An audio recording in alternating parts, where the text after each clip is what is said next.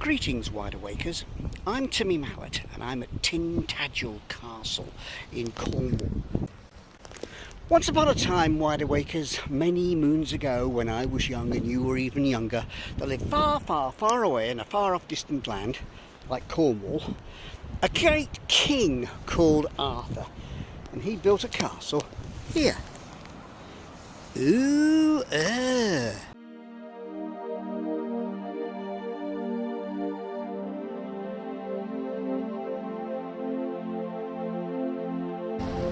Now, this is a great big rock called Tintagel. As well you know, most of Cornwall's made of tin, apart from the bits that are made of granite. And with that tin, Arthur made himself a sword called Excalibur. And he also built himself a special walkway across from the village,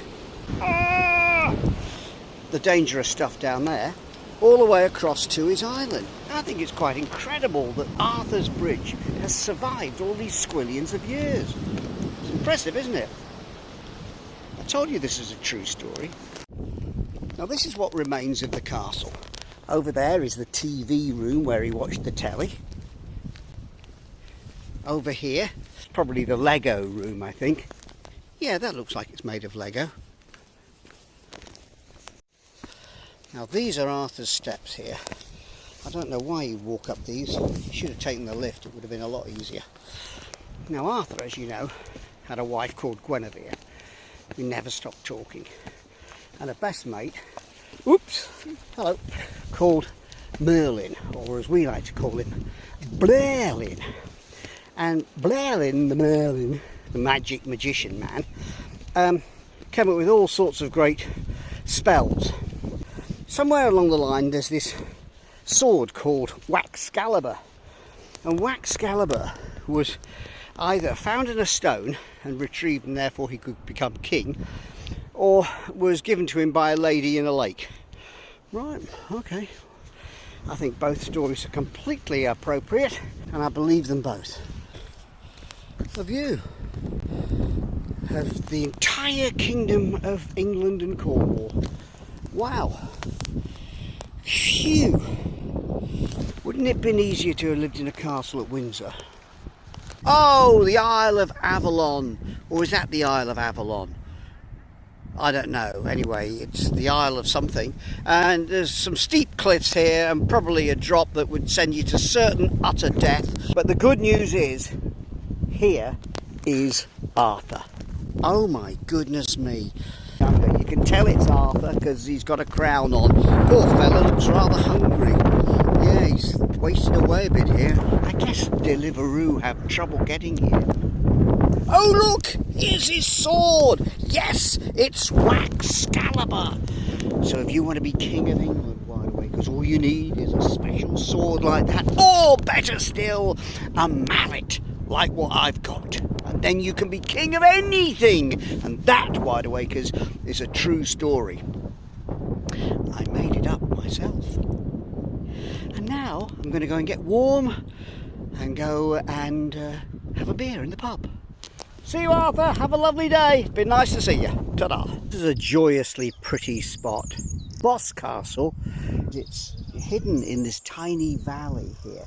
It's got a natural harbour, the only one for about 20 miles either way.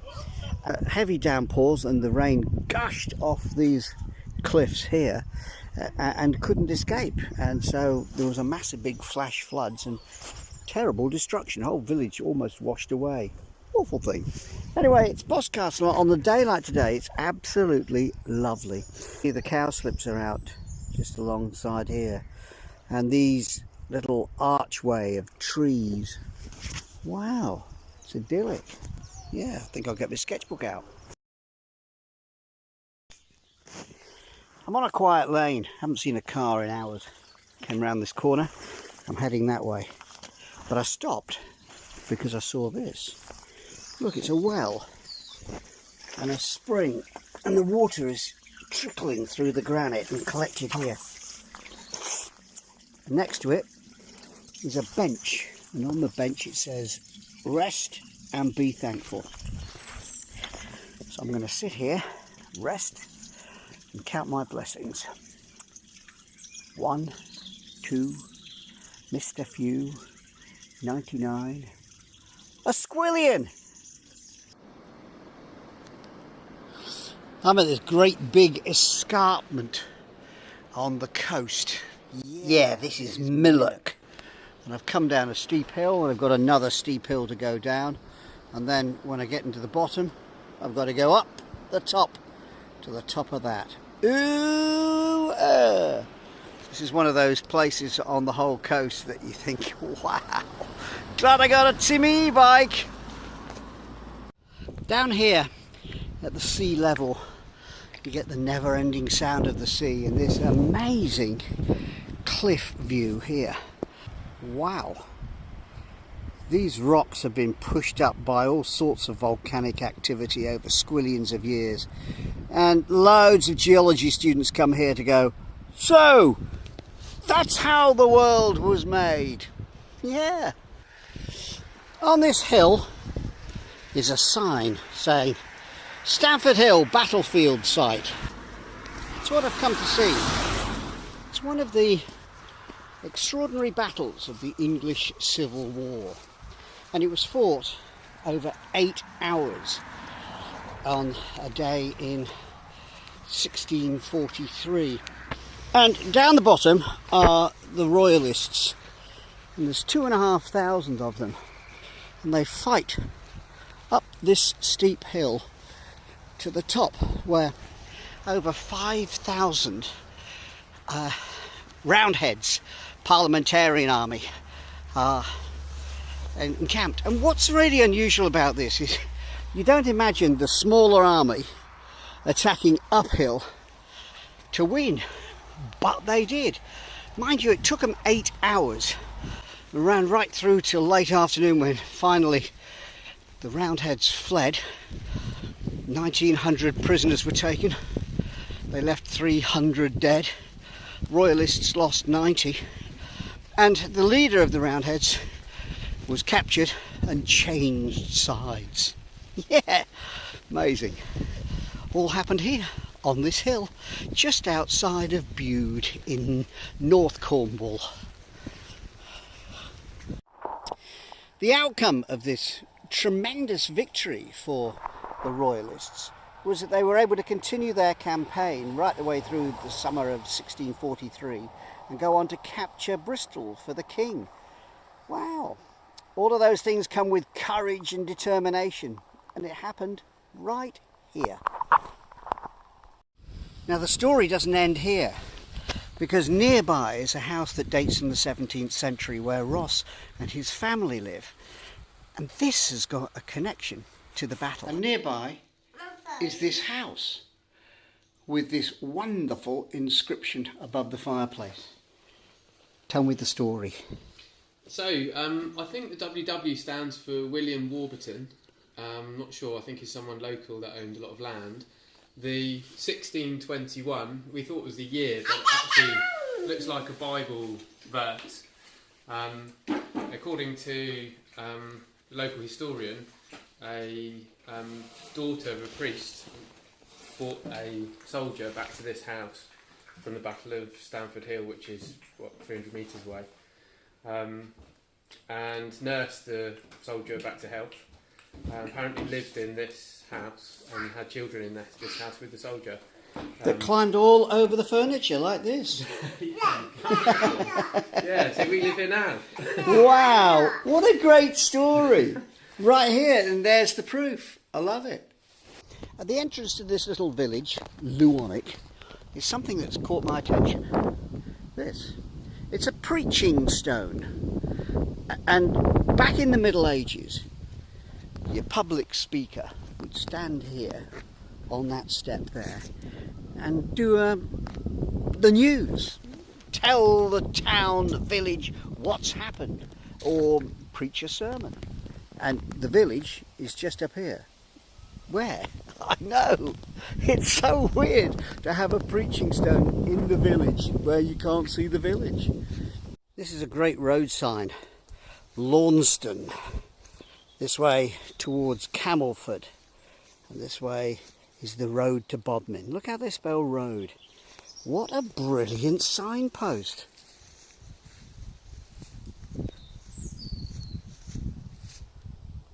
found another one. This is clearly a Celtic cross. It's got the cross on there. It's got this lovely lichen on it. There's another one on this side. It's brilliant, and there's absolutely nothing to identify what it is or why it's here by the side of the road. There are all sorts of reasons to stop on a country road. A traffic jam of some sort. What about a natural hazard of a herd of cows coming through?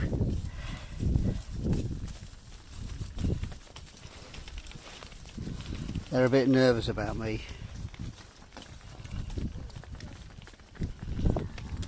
Not sure what to do. Hello. Afternoon, how are you? Yeah, very well. Where are you taking them? Well, I'm into the field there, so not too far at all. I'm looking at something here that used to be an old mill, and that tells me that there's water nearby, because you always need water with a mill. Thatched cottages. Ooh, Cornwall is lovely, my lover. And what's this? Oh, it's a ford. Hold on to your handlebar, mallet. Yep. Did it! Yeah! I've come up a hill to find these lovely dishes here, which are all part of GCHQ, the listening post, where of course they investigate what everybody's saying around the world. And you say, is there any need for that these days? And the answer is yes, there is. So thank you for doing that listening.